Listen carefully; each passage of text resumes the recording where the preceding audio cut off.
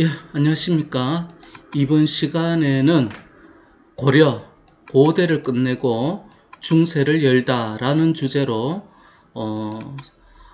그리고 학습 목표는 고려가 후삼국을 통일할 수 있었던 배경, 그리고 왕건과 광종의 정책의 목적을 살펴보도록 하겠습니다. 먼저 고대는 무엇이며 중세는 무엇인가부터 한번 살펴보도록 하겠습니다. 어떤 시대를 우리는 고대라고 이야기하는가 하면은, 자, 고대를 알려면은 중세가 무슨 뜻인지 알면은 고대도 자연스럽게 알 수 있겠죠. 한번 읽어보겠습니다. 유교 경전 논어에는 군자 불어 괴력 난신이라고 나옵니다. 군자는 지도자, 리더, 지식인을 군자라 그러죠. 군자는 어는 이야기한다, 불은 아니불. 군자는 이야기하지 아니한다. 무엇을? 괴력은 괴상한 힘. 난신은 어지러울 난, 신신, 그러니까 여러 귀신. 다시 한번, 군자는 괴상한 힘이나 여러 귀신을 이야기하지 않는다라고 합니다. 왜 이야기하지 않는가 하면은 괴력 난신은 인간의 이해의 영역 밖의 일입니다. 인간이 이해하기 어려운 일입니다. 인간이 이해하기 어려운 것은 이야기하지 않는다. 우리는 이런 것을 합리적이다라고 봅니다. 합리적. 그러면 중세 사회는 어떤 사회냐? 합리적인 사회다. 합리적인 사회다. 인간이 이해할 수 있는 세상을 설명하는 것을 합리적이라고 합니다. 그러면 고대 사회는 좀 이성적이지 않다. 이런 면이 있습니다. 신의 뜻을 자꾸 찾는다. 이것은 개인의 영역입니다. 신의 뜻을 찾는 것은. 우리는 이것을 이성적이다라고 말하기는 어렵습니다. 이성적이지 않다라기보다는 이성적으로 보기 어렵다. 이런 것을 고대사회라고 이제 봅니다. 다시 한번, 고대사회는 자꾸 신의 뜻을 찾는 것입니다. 그런데 이 신의 뜻을 알 수가 없죠. 그러니까 이걸 신의 뜻이 무엇인지 알기가 어렵죠. 이해하기 어려운 것은 괴력, 이것을 믿고 안 믿고는 이거는 개인의 영역, 이거는 고대사회. 그러니까 이해하기 어려운 것은 이야기하지 않는다. 이것을 합리적인 사회. 그래서 고려는 유교를 강조한 합리적 중세사회다라고 말할 수 있습니다. 자, 우리 민족의 합리적 중세사회를 이끈 주인공이 누구냐? 왕건입니다. 후삼국을 통일합니다. 그러면 왕건은 어떤 사람이냐? 송악. 옛날에는 송악이라고 불렀는데 고려시대는 개경이라고 불렀고요. 고려의 수도죠. 지금은 개성공단이 있는 개성으로 불립니다. 송악의 호족 출신. 호족은 무슨 뜻이냐? 여기가 호인데 호가 무슨 뜻이냐? 영웅호걸의 호. 뛰어날 호. 족은 집안, 민족의 족. 그러니까 호족이라는 말은 뛰어난 집안. 다만 어디에? 시골 지방에 뛰어난 집안, 이런 뜻입니다. 지방의 집안, 지방에 뛰어난 집안, 이런 뜻입니다. 왕건이 궁예를 몰아내고 고려라는 나라를 세웁니다. 그러면은 이 궁예는 누구인가? 예, 조금 이따가 살펴보도록 하겠습니다. 자, 왕건이 고려를 세웁니다. 일단 그 다음에 고구려를 개성한 발해가 거란, 들어본 놈들, 이 거란에게 멸망당하는 많은 발해인이 고려로 넘어옵니다. 거란이 발해를 멸망시키고 곧 고려도 침략할 것으로 예측이 되자 왕건은 고구려 개성 의식을 내세우고 나라 이름을 고려라 하면 평양을 서경, 왕이 사는 도시를 경이라고 합니다. 그러니까 서쪽의 수도 이런 말이죠. 고려의 수도는 개경입니다. 개경만큼 중요한 곳을 어디로 보았다? 서경, 지금의 평양이죠. 북진 정책을 추진하여 거란의 침입에 대비합니다. 신라 경순왕은 신라의 친절한 왕건에게 나라를 넘깁니다. 이로써 천년왕국 신라가 멸망합니다. 그리고 9만 명의 군대, 여기서 9만 명의 군대는 왕건의 직속 군대, 왕건의 직속 군대는 2만 명이고, 그러니까 왕건이 직접 지휘하는 군대는 2만 명이고, 나머지 7만 명은 호족 군대. 그러니까 지방의 호족 군대, 그러니까 왕건의 지휘를 직접 받지 않는 호족 군대 7만 명으로 구성이 된 군대로 누구를 물리치는가 하면은 후백제를 전쟁으로 물리치고 후삼국을 통일합니다. 후삼국은 후고구려, 후백제, 신라 이렇게 통일하게 됩니다. 그러니까 고려의 군대는 지금 국가 초기에는 7만 명입니다. 그런데 이제 후백제 군대도 있죠. 신라 군대도 있었겠죠. 조금은. 그러니까 고려의 군사력은 매우 강하다. 그리고 전쟁의 경험이 있다라고 볼 수 있습니다. 자, 왕건의 왕권은 강했을까요? 약했을까요? 약합니다. 왜? 왕건의 직속 군대는 2만 명이죠. 지방의 호족 군대는 7만 명이죠. 2만 명이 7만 명을 이기기 어렵겠죠. 그러면 우회해야 됩니까? 호족에게 우회해야 되겠습니까? 조금 이따가 살펴보도록 하겠습니다. 그나저나 궁예는 왜 후삼국을 통일하지 못했나? 여기에 힌트가 있습니다. 신라 왕자 출신, 무슨 말인가 한번 봅시다. 궁예왕은 스스로 미륵불이다. 나는 누구인가? 이할 때 자기는 미륵불은 어떤 말인가 하면 앞으로 세상을 구원할 부처, 다른 말로 말하면 자신을 신이라고 합니다.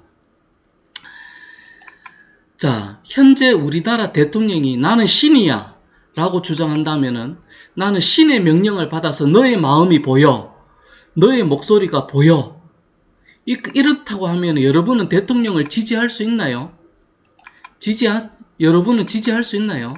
지금 시대는 합리적 중세 시대로 넘어가는데 궁예는 여전히 고대적 인물입니다. 자꾸 신의 뜻을 찾는 사람, 이런 사람은 뭐 하면 됩니까? 스님 하면 됩니다. 스님으로 끝나야 할 사람입니다. 따라서 이런 사람은, 고대적 사람은 새로운 중세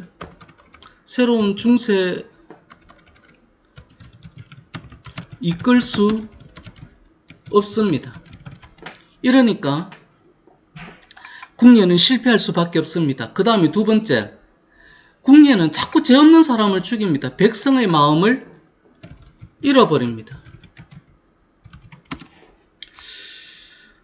너의 마음이 보여. 너 나한테 반란 일으키려고 했지. 왜? 그러니까 사람을 쉽게 죽입니다. 심지어는 누구도 죽이는가 하면 부인과 아들 2명도 죽입니다. 차마 입에 올릴 수 없을 정도의 잔인한 방법으로 부인을 죽입니다. 궁예는 왜 이렇게 사람을 쉽게 죽일 수 있었을까요? 신라 왕자 출신, 다른 말로 요즘 말로 말하면 재벌 출신, 백성의 마음을 잘 모릅니다. 백성의 어려운 처지를 모릅니다. 그러니 백성을 쉽게 죽일 수도 있습니다. 귀족은, 권력자는 제 기억납니까? 제그의 마음을 모릅니다. 그러니까 사람을 쉽게 죽일 수도 있습니다. 이러니까 사람들이 궁예를 좋아합니까? 재벌 출신을 좋아합니까? 왕자 출신을 좋아합니까? 그 다음에 견훤, 후백제의 견훤. 후백제 견훤도 신라 중앙의 장군 출신입니다. 왕이 다툼을 벌입니다. 그래서 어떻게 되겠습니까? 정치가 불안정합니다. 그러니까 통일하기가 어렵죠. 그 다음에 신라 경혜왕을 죽입니다. 그래서 신라인의 마음을 잃어버립니다. 그러니까 신라의 마지막, 그러니까 왕이 경혜왕인데 경혜왕은 잘났건 못났건 간에 왕이지 않습니까? 여러분들 아버지가 조금 경제적인 능력이 없다고 생각해 봅시다. 경제적인 능력이 없다고 생각해 봅시다. 근데 우리 아버지가 조금 무시받기가 쉽다라고 생각해 봅시다. 근데 다른 놈이 우리 아버지 욕을 해요. 너가 아버지 못났잖아. 너가 아버지 돈 못 벌잖아. 이 패드립을 했다고 칩시다. 여러분들 걔 가만히 놔둘 겁니까? 그럴 수 없죠. 다시 신라로 돌아와 봅시다. 경혜왕은 신라의 무능하고 못난 왕입니다. 그런데 아무리 우리나라의 무능하고 못난 왕이지만 이 다른 놈이 죽이면 곤란하죠. 신라인은 후백제의 견훤을 지지할 수가 없습니다. 이해되죠? 그 다음에 거기에 반해서 왕건은 왜 후삼국을 통일할 수 있었나? 요거 시험 내겠습니다. 일단 백성의 생활을 안정시키기 위해 세금을 깎아줍니다.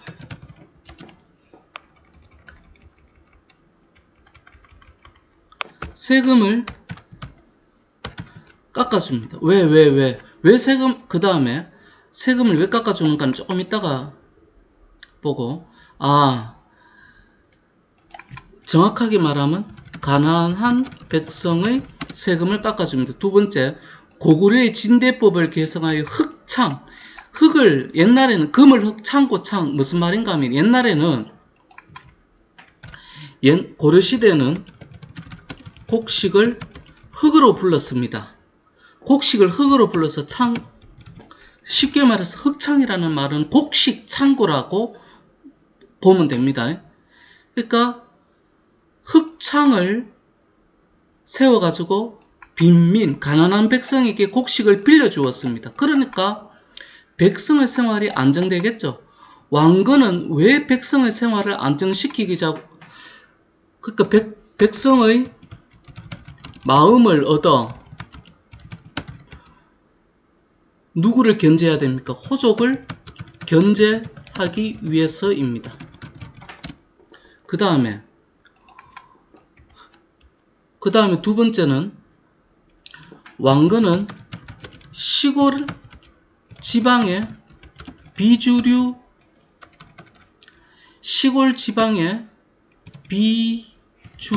출신입니다. 비주류라는 말은 아웃사이더, 그러니까 핵심 세력이 아닙니다. 핵심 세력이 아닙니다. 그러니까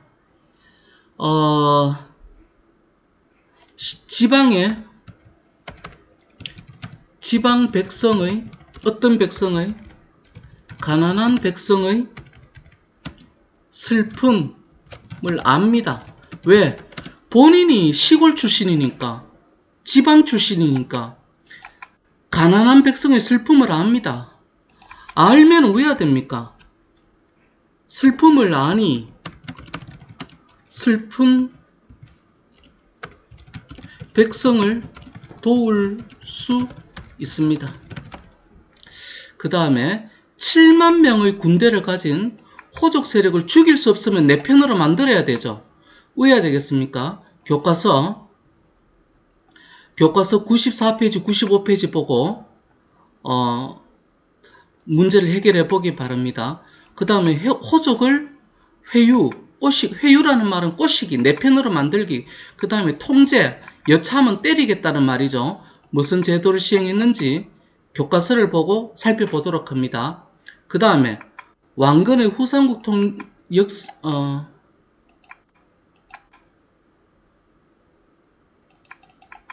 신라의를 살펴보겠습니다. 신라의 삼국통일에는 고구려가 빠졌으나 고려 왕건의 후삼국의 통일은 고구려를 계승한 발해가 포함되어 완전한 민족 통일을 이루었다.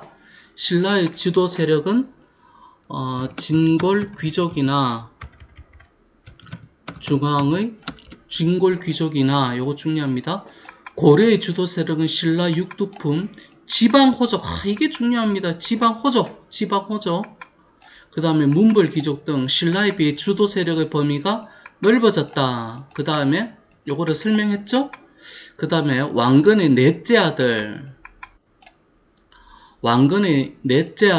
왕건을 강화하다. 요거는 수업 시간을 통해서 살펴보도록 하겠습니다. 여러분 스스로 한번 해결해 보기 바랍니다. 감사합니다. 이번 시간에는 여기까지 하도록 하겠습니다.